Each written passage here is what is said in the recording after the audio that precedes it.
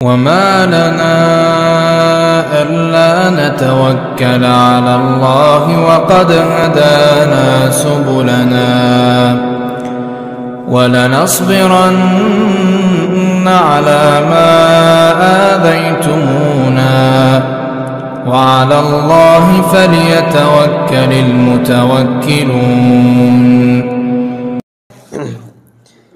Ikhlas sekalian yang dirahmati oleh Allah Subhanahu wa taala, melanjutkan pembacaan kitab Ar-Rahiq Al-Makhtum yang pada pertemuan lalu kita telah membaca pengakuan dari orang-orang kafir Quraisy terhadap kejujuran sosok Nabi Muhammad sallallahu alaihi wasallam.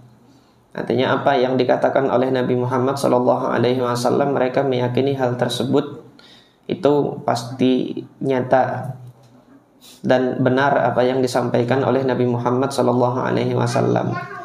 Kalau perkara tersebut itu belum terjadi, mereka meyakini pasti akan terjadi ketika Nabi Muhammad sallallahu alaihi wasallam mengatakannya. Ini yang berkenaan dengan apa? Dengan musuh-musuhnya Nabi Muhammad sallallahu alaihi wasallam. Kemudian Syekh Shafi Rahman Al-Mubarakfuri pada kesempatan selanjutnya beliau hendak membacakan bagaimana keadaan sahabat-sahabat Nabi sallallahu alaihi wasallam. Kemarin kan kita sudah membaca bahwasanya baik sahabat Nabi maupun musuh-musuhnya Nabi itu semuanya sepakat bahwasanya Nabi Muhammad itu adalah seorang yang jujur. Nah, kemudian Syekh Shafiur Rahman Al-Mubarakfuri menyebutkan keadaan-keadaan sahabat Nabi sallallahu alaihi wasallam terhadap kejujuran Nabi sallallahu alaihi wasallam. Mereka itu mencurahkan segala kecintaannya kepada Nabi sallallahu alaihi wasallam, dan kemudian mereka memberikan pengorbanannya kepada Nabi Muhammad sallallahu alaihi wasallam. Syekh Shafiur Rahman mengatakan hakadza kana halu a'daihi sallallahu alaihi wasallam. Yang demikian ini adalah keadaan musuh-musuhnya Nabi sallallahu alaihi wasallam, sudah kita baca kemarin. Amma ashabuhu, adapun sahabat-sahabatnya, wa rufaqa'uhu, dan kerabat-kerabat dekatnya, faqad halla minhum mahallar ruhi wan nafsi. Rasulullah sallallahu alaihi wasallam itu sama halnya kedudukannya seperti ruh dan nafas yang ada di dalam jasad. Jadi keberadaannya Rasulullah sallallahu alaihi wasallam di hati para sahabat itu ya sebagaimana keberadaan ruh di dalam jasad. Wa syaghala minhum makanal qalbi wal aini, sama seperti kedudukan hati dan kedudukan mata yang menuntun para sahabat ini ke jalan yang lebih benar, yang terang benderang. Fakana al-hubbu shadiqu yandafi'u ilaihi indifa'al ma'i ilal hudud. Kecintaan yang benar-benar itu ada dalam hati para sahabat itu menyebar, memenuhi ke seluruh penjuru relung-relung jasad ini sebagaimana air itu memenuhi tempatnya. Wa kanatin nufus tanjazibu ilaihi jidaba al-hadid ila magnetis. Jiwa itu melekat sekuat-kuatnya sebagaimana melekatnya besi itu dengan magnet. Fasuratuhu huyula kulla jismin wa magnetis afidatur rijal, afidatur rijal. Gambarannya itu sebagaimana komponen penyusun suatu benda itu berada memenuhi seluruh jasad, dan melekatnya itu sama seperti melekatnya besi kepada magnet. Wa kana min athari hadzal hubbi wat tafani annahum kanu la yardawna an tandaqqa a'naquhum wa la yukhdashu lahu dhufrun aw yushaku syaukah. Dan di antara asar dari kecintaan ini adalah hasil dari kecintaan yang mendalam kepada Nabi sallallahu alaihi wasallam ini. Mereka, yaitu para sahabat, itu lebih ridho, lebih rela antandaqqa a'naquhum, kalau memang harus lehernya itu patah, lebih baik patah leher saya ini ya. Wala yukhdashu lahu dhufrun aw yushaku syaukah, ketimbang Nabi Muhammad itu harus kecabut kukunya atau kemudian Nabi Muhammad itu kecucuk duri gitu kan. Ketimbang Rasulullah itu kecucuk duri, lebih baik patahkan leherku gitu.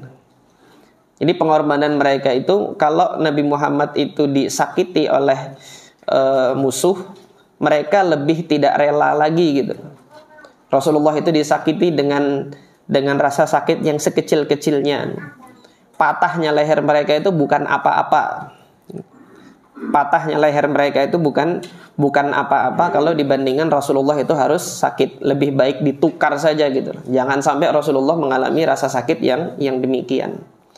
Nah, di antara kisah yang dibawakan oleh Syekh Shafiyur Rahman Al-Mubarakfuri di sini adalah kisah yang oleh Al-Hafidz Ibnu Katsir di dalam kitab Al-Bidayah wan Nihayah, itu beliau riwayatkan dari Aisyah radhiyallahu anha. Beliau bawakan riwayatnya dari Aisyah radhiyallahu anha berkenaan dengan apa yang terjadi pada ayahandanya, yaitu Abu Bakar As-Siddiq radhiyallahu an. Syekh Shafiyur Rahman di sini mengutip, "Uti'a Abu Bakrin ibn Abi Quhafah yauman bi Makkah." Suatu ketika di Mekah itu Abu Bakar itu pernah diinjak ketika di Mekah. Nah, ini riwayat lengkapnya di dalam Al-Bidayah wan Nihayah karena karya Al-Imam Ibnu Katsir. Ini pada awal-awal Islam dahulu. Di awal-awal Islam ini Abu Bakar ini memaksa Nabi Muhammad SAW, ayo kita sampaikan dakwah terang-terangan, ayo kita sampaikan dakwah terang-terangan. Nah, kata Rasulullah, kita masih sedikit, nanti dulu, sabar. Tapi Abu Bakar masih mendesak Rasulullah SAW, ayo sampaikan, ayo sampaikan, ayo sampaikan, ayo sampaikan. Akhirnya Abu Bakar dipersilahkan oleh Rasulullah SAW untuk menyampaikan dakwah secara terang-terangan. Ketika menyampaikan dakwah secara terang-terangan, langsung orang-orang kafir Quraisy itu menghajar Abu Bakar habis. Setelah dihajar oleh orang-orang kafir Quraisy itu, baru kemudian anggota kabilah beliau yaitu dari Bani Taim datang menolong Abu Bakar. Jadi sebagaimana yang telah kami sampaikan pada pertemuan-pertemuan sebelumnya, rasa kekerabatan kabilah itu lebih kuat di hati masyarakat Arab pada saat itu. Jadi meskipun nanti di dalam satu kabilah itu ada yang masuk Islam dan ada yang masih kafir, kalau dia masih sama-sama satu kabilah, dia nggak akan saling menyakiti. Bahkan justru ketika satu orang dari kabilahnya ini meskipun dia sudah masuk Islam gitu kan, dan yang lainnya itu masih kafir, gitu, kalau dia disakiti satu orang ini, mereka akan menolongnya. Hal ini yang terjadi pada Rasulullah SAW. Dari Bani Hashim, Rasulullah sudah menyerukan Islam kepada masyarakat Mekah. Ketika Rasulullah disakiti, yang marah adalah anggota keluarganya. Yang membela mati-matian adalah anggota keluarganya. Jadi hubungan kekerabatan ini lebih kuat. Nah, ini yang terjadi pada Abu Bakar. Orang-orang Bani Taim langsung kemudian menggotong, memapah beliau. Jadi beliau pada saat itu dipukul, diinjak, waduriba darban syadida, dipukul dengan pukulan yang sangat keras. Setelah itu dana minhu Utbah ibn Rabi'ah. Pada situasi yang beliau itu sudah dipukuli, diinjak, sudah sempoyongan mau jatuh, Utbah bin Rabi'ah ini datang. Ini nanti Utbah bin Rabi'ah ini akan mati pada saat perang Badar nanti. Utbah bin Rabi'ah datang ngapain? Faja'ala yadribuhu bina'laini makhsufaini. Beliau dipukul dengan sandal yang makhsuf. Sandal makhsuf itu sandal yang dirajut. Pembuatannya itu dirajut. Sandal yang dirajut itu tentunya kan keras sekali gitu loh. Yang hasil rajutan itu keras gitu. Nah, sandal yang dirajut ini dipukulkan kepada Abu Bakar wa yuharrifuhuma liwajhihi. Kedua sandal yang dua sandal itu disatukan seperti ini gitu. Dan kemudian diarahkan, dimiringkan itu untuk memukul wajahnya Abu Bakar, puak, dengan pukulan yang keras gitu. Wa naza' ala batni Abi Bakrin, sudah mukul dengan sendal yang keras kayak gitu ke wajahnya Abu Bakar. Nggak puas ini Utbah, ditendangnya di perutnya Abu Bakar dengan tendangan yang keras gitu kan. Hatta ma yu'rafu wajhuhu min anfihi. Nah, kerasnya pukulannya siapa? Utbah bin Rabi'ah, dan kerasnya tamparannya tamparan sendal itu ketika didaratkan, ketika mendarat di wajahnya Abu Bakar, sudah nggak bisa dikenali lagi gitu, nah, wajahnya itu. Hatta ma yu'rafu wajhuhu min anfihi. Jadi tidak terlihat lagi bentuk hidungnya gitu. Jadi hancur berantakan wajahnya itu, ketika dikeroyok gitu. Kalau antum mau ngebayangin, pernah nggak dulu melihat berita ada yang ketabrak terus kemudian kayak bakpao gitu benjolnya itu kan nggak ketahuan kan sudah. Nggak tahu siapa namanya kemarin, lupa saya yang baru-baru ini tahun 2000 berapa kemarin itu kan, tabrakan di mobil Fortuner gitu, mukanya jadi kayak bakpao gitu, ada benjol besar. Nah ini kira-kira seperti itu kan. Jadi wajahnya Abu Bakar radhiyallahu an pada saat itu hancurnya itu, dalam keterangan riwayat ini nggak bisa dikenali lagi sudah wajahnya itu. Wa hamalat Banu Taim Abu Bakrin fi thawbin. Akhirnya kemudian tadi sebagaimana saya sampaikan, Banu Taim, kabilah Banu Taim itu membawa Abu Bakar di papah di atas selembar kain, diangkat begitu. Hatta adkhaluhu manzilahu. Dia dibawa masuk kemudian ke rumahnya. Wala yashukkuna fi mautihi. Nah, ini secara ringkas Syekh Safiur Rahman Al-Mubarakfuri mengatakan wala yashukkuna fi mautihi, mereka itu tidak ragu ini Abu Bakar mesti mati ini. Ini Abu Bakar mesti mati karena kondisinya sudah parah, dihajar habis seperti itu. Wala yashukkuna fi mautihi, dalam riwayat yang dibawakan oleh Al-Imam Ibnu Katsir, redaksi yang dikatakan wallahi law mata Abu Bakrin, kalau memang demi Allah, kalau memang Abu Bakar ini mati Utbah itu akan kita habisi kan. Jadi Banu Taim sudah pasang ancaman gitu kan. Karena pelakunya yang paling utama, yang dilihat oleh Bani Taim itu menghajar Abu Bakar sampai nggak bisa berdiri kayak gini, itu adalah Utbah bin Rabi'ah. Kalau ini orang mati, kita akan kejar itu siapa? Utbah bin Rabi'ah itu. Jadi kalau bisa dikatakan sudah 90% lebih ini mati ini. Perkiraan manusia, tapi Allah Subhanahu wa taala punya takdir. Fatakallama akhiran nahar, sampai Abu Bakar ini kan ketika menyampaikan khutbahnya, ini awal khutbah seruan kepada Islam yang dilakukan oleh sahabat Nabi pada saat dakwah sembunyi-sembunyi ini masih. Rasulullah SAW belum mendakwahkan secara terang-terangan, tapi Abu Bakar sudah berani seperti ini. Ketika di pagi hari sudah disampaikan itu, dipukuli di pagi hari, fatakallama akhiran nahar, sampai dia di siang hari, sudah mendekati pertengahan hari, dan Abu Bakar itu berada di mana? Abu Bakar berada di rumahnya, sudah dibopong oleh Bani Taim. Yang ditanya oleh Abu Bakar apa? Ma fa'ala Rasulullah. Rasulullah keadaannya kayak apa? Beliau nggak peduli dengan jasadnya udah hancur kayak gitu, habis dipukulin. Kalau orang-orang kan habis dipukuli paling nanya, saya masih hidup kah? Gitu. Beliau enggak.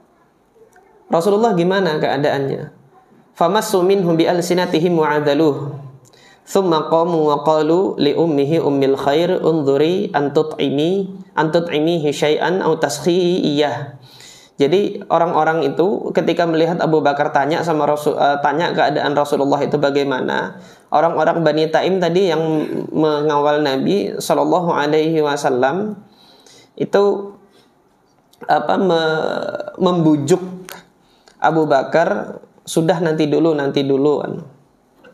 Dibujuk Abu Bakar supaya supaya tidak bertanya yang demikian. Bahkan ketika itu orang-orang Bani Taim meminta kepada ibunya Abu Bakar, yaitu Ummul Khair namanya, coba kasih makan atau kasih minum. kasih dia makanan atau kasih dia minum gitu supaya lebih segar lagi. Falamma khalat bihi alahat alaihi wa ja'ala yaqul ma fa'ala Rasulullah sallallahu alaihi wasallam. Nah, ketika Bani Taim coba dibujuk lagi Abu Bakar supaya mau makan gitu, nah, supaya lebih sehat lagi kan, ibunya yang disuruh membujuk. Ketika sudah hanya berdua saja Abu Bakar dengan ibunya itu membujuk untuk makan atau minum gitu. Sekali lagi Abu Bakar mengatakan ma fa'ala Rasulullah. Rasulullah gimana keadaannya? Rasulullah keadaannya bagaimana? Faqalat wallahi la ilma li bisahibik. Kata ibunya, saya enggak tahu keadaan sahabatmu yang satu itu. Faqala idhabi ila Ummi Jamil. Tolong Bu, datangi Ummi Jamil bintil Khattab. Fas'aliha anhu. Ummu Jamil, datangi Ummu Jamil, tanya bagaimana keadaannya Rasulullah. Fakharajat hatta ja'at Ummu Jamil. Maka ibunya menuruti apa yang diinginkan anaknya untuk pergi ke Ummu Jamil. Ibunya mengatakan apa? Inna Abu Bakrin yas'aluki an Muhammad bin Abdullah. Abu Bakar tanya kepada engkau keadaannya Muhammad bin Abdullah gimana? Qalat ma'arifu Abu Bakrin wala Muhammad ibn Abdullah. Saya itu enggak tahu Abu Bakar gimana sekarang keadaannya, apalagi Muhammad bin Abdullah gimana. Wa in kunti tuhibbina an adhhabi ma'aki ila ibnaki dhahabtu. Tapi kalau kamu mau, aku akan ikut menjenguk anakmu gitu. Kata siapa? Kata Ummu Jamil. Qalat na'am. Ayo sudah, kita jenguk anak saya. Famadat ma'aha hatta wajadat Abu Bakrin sari'an danifan. Ketika Ummu Jamil ini datang melihat kondisinya Abu Bakar, dilihat oleh Ummu Jamil keadaannya Abu Bakar pada saat itu sedang tergeletak, nggak bisa ngapa-ngapain gitu. Fadanat Ummu Jamil wa a'lanat bis-siyahi wa qalat wallahi inna qauman nalu hadha minka li ahli fisqin wa kufrin. Kemudian Ummu Jamil itu mendekat dan berteriak, mengangkat suaranya seraya mengatakan, demi Allah, ini kaum ini telah berbuat yang seperti ini kepada engkau. Ini mesti adalah perbuatan orang-orang fasik dan orang-orang kafir. Wa inni la arju an yantaqimallahu laka minhum. Saya berharap Allah akan membalaskan perbuatan mereka ini, yang telah mereka perbuat kepada engkau ini. Qala fama fa'ala Rasulullah. Abu Bakar masih tanya, Rasulullah gimana keadaannya? Qalat hadhihi ummuka tasma'. Nah, maka Ummu Jamil mengatakan, ini ibumu sedang mendengarkan. Qala fala syai'a 'alaiki minha. Qalat Salim Salih. Nah, ketika dicari kabarnya tentang Rasulullah sallallahu alaihi wasallam, ternyata apa? Salimun Salih. Nah, Rasulullah sallallahu alaihi wasallam selamat dan dia dalam keadaan baik-baik saja. Faqal, kemudian tanya lagi Abu Bakar, aina huwa? Di mana sekarang? Qalat fi dari Ibnul Arqam. Sekarang Rasulullah sedang berada di rumahnya Ibnul Arqam. Qala fa inna lillahi alayya alla adzuqa ta'aman wala ashraba syaraban aw ati Rasulullah sallallahu alaihi wasallam fa amhilata. Maka kata Abu Bakar, saya bersumpah Allah Subhanahu wa taala punya hak atas saya, atas sumpah saya ini gitu kan. Bahwasanya saya belum akan makan dan belum akan minum apapun sebelum saya datang menemui Rasulullah dan saya melihat dengan mata kepala saya sendiri Rasulullah itu dalam keadaan sehat, baru saya mau makan. Kata siapa? Kata Abu Bakar. Maka fa'amhalata hatta idza hada'atir rajul wa sakanan nasu kharajata. Maka kedua wanita ini tadi, Ummu Jamil dengan ibunya Abu Bakar, akhirnya membiarkan, enggak memberikan makan kepada Abu Bakar gitu kan, sebelum membawa Abu Bakar ini menemui Rasulullah sallallahu alaihi wasallam. Maka dibiarkan beberapa saat hatta idza hada'atir rajul, hatta idza hadda'at ar-rajula wa sakanan nasu, ketika keduanya ini sudah menenangkan Abu Bakar, dan orang-orang yang ada di luar itu sudah tenang. Keduanya kemudian membawa Abu Bakar, kharajata bihi yattaqi'u alaihima, dengan kondisi Abu Bakar ini dibopong oleh kedua wanita ini tadi, dipapah dengan oleh kedua wanita ini tadi, hatta adkhalatahu ala Rasulillah sallallahu alaihi wasallam, sampai menemukan Abu Bakar kepada Rasulullah sallallahu alaihi wasallam. Ini singkat ceritanya. Artinya rasa sakit yang diderita oleh Abu Bakar, rasa lapar dan hausnya itu tidak ada arti apapun, tidak lebih nikmat gitu kan. Artinya tidak membawakan madarat apapun bagi beliau dibandingkan dengan kenikmatan beliau itu mengetahui Rasulullah SAW dalam kondisi baik-baik saja. Rasa kenyang makanan yang diberikan ibunya belum bisa memuaskan hatinya kalau beliau itu belum tahu keadaan Rasulullah itu bagaimana.